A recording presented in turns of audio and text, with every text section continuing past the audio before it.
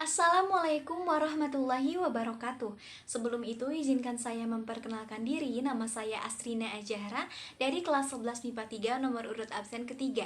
Nah, jadi di sini saya akan menunjukkan terkait fenomena alam atau kehidupan sehari-hari yang ada di lingkungan terdekat kita terkait sifat-sifat koloid.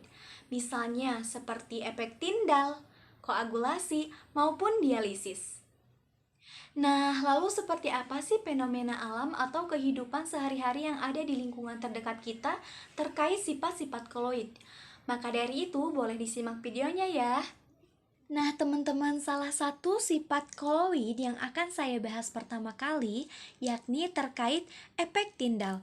Tahukah teman-teman, efek Tyndall itu merupakan peristiwa penghamburan cahaya oleh partikel-partikel koloid sehingga lintasan berkas sinar tersebut akan terlihat, teman-teman. Nah, lalu seperti apa sih efek Tyndall yang terjadi dalam kehidupan sehari-hari di lingkungan terdekat kita itu? Nah, jadi contoh efek Tyndall salah satu di antaranya yang pertama, yakni hamburan cahaya proyektor pada gedung bioskop oleh asap penonton. Nah, teman-teman pernah perhatikan gak sih ketika sorot lampu proyektor akan tampak lebih jelas ketika ada asap rokok yang melewatinya, sehingga gambar film yang ada di layar menjadi tidak jelas, teman-teman. Hal ini dikarenakan adanya hamburan cahaya oleh partikel-partikel asap rokok yang menyebabkan daya tembus lampu proyektor menjadi berkurang. Nah, lalu contoh efek Tyndall dalam kehidupan sehari-hari selanjutnya, yakni yang kedua, hamburan cahaya kendaraan bermotor akan terlihat di jalan yang berdebu. Nah, teman-teman, jika kalian perhatikan, kalian dapat melihat hamburan cahaya ketika berkendara bermotor itu akan terlihat ketika di jalan yang berdebu atau yang berkabut. Kemudian contoh yang ketiga, penghamburan cahaya oleh partikel koloid yang mengakibatkan langit berwarna biru. Loh, kok mengapa langit berwarna biru ya? Hal ini disebabkan oleh partikel koloid di udara yang menghamburkan cahaya matahari, teman-teman. Lalu, contoh yang keempat yakni warna cahaya sinar matahari yang akan terbenam tampak berwarna merah. Mengapa demikian?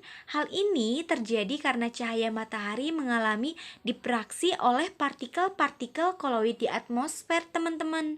Nah, itulah salah satu contoh dari efek Tyndall yang terjadi dalam kehidupan sehari-hari di lingkungan terdekat kita, teman-teman. Nah, selanjutnya salah satu sifat koloid yang akan saya bahas yakni koagulasi. Nah, teman-teman tahu gak sih koagulasi itu merupakan peristiwa terjadinya pengendapan pada koloid, yang mana penggumpalan partikelnya itu terjadi karena adanya kerusakan stabilitas sistem koloid atau karena penggabungan partikel koloid yang berbeda muatan sehingga membentuk partikel yang lebih besar. Koagulasi dapat dipengaruhi oleh pemanasan, pendinginan, penambahan elektrolit, pembusukan, pencampuran koloid yang berbeda muatan, dan elektroporesis.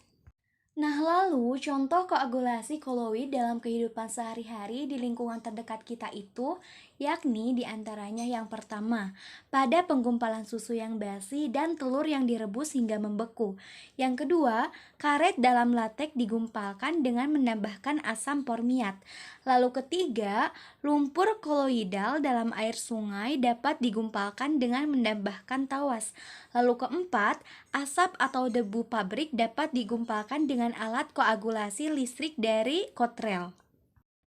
Dan terakhir, salah satu sifat koloid yang akan saya bahas yakni terkait dialisis. Nah, teman-teman, jadi dialisis ini merupakan proses pemurnian koloid dengan membersihkan atau menghilangkan ion-ion pengganggu menggunakan suatu kantong yang terbuat dari selaput semipermeabel. Caranya, sistem koloid dimasukkan ke dalam kantong semipermeabel dan diletakkan dalam air. Selaput semipermeabel ini hanya dapat dilalui oleh ion-ion, sedangkan partikel koloid tidak dapat melaluinya. Dengan demikian akan diperoleh koloid yang murni. Ion-ion yang keluar melalui selaput semipermeabel ini kemudian akan larut dalam air. Nah, dalam proses dialisis, hilangnya ion-ion dari sistem koloid dapat dipercepat dengan menggunakan air yang mengalir. Nah, lalu seperti apa sih contoh penerapan dialisis dalam kehidupan sehari-hari kita di lingkungan terdekat kita? Yang mana di antaranya, yang pertama, dalam bidang kedokteran berfungsi untuk proses cuci darah bagi penderita gagal ginjal. Yang kedua, untuk pencernihan air, dan ketiga, sebagai deodoran, dan keempat, untuk bahan makanan dan obat. Contohnya yang berbentuk kapsul. Obat atau makanan ini dikemas dengan koloid karena ada suatu zat yang tidak larut dalam air. Lalu kelima, pemisahan ion sianida dari tepung tapioka.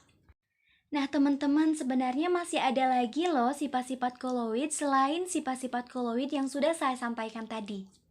Namun, untuk kali ini saya hanya membahas 3 sifat koloid saja, yakni berupa efek Tyndall, koagulasi, dan dialisis. Semoga bermanfaat ya teman-teman. Terima kasih. Nah teman-teman, gimana nih? Sekarang kita udah tahu ya seperti apa sih fenomena alam atau kehidupan sehari-hari yang ada di lingkungan terdekat kita tentang sifat-sifat koloid, baik itu efek Tyndall, koagulasi, maupun dialisis.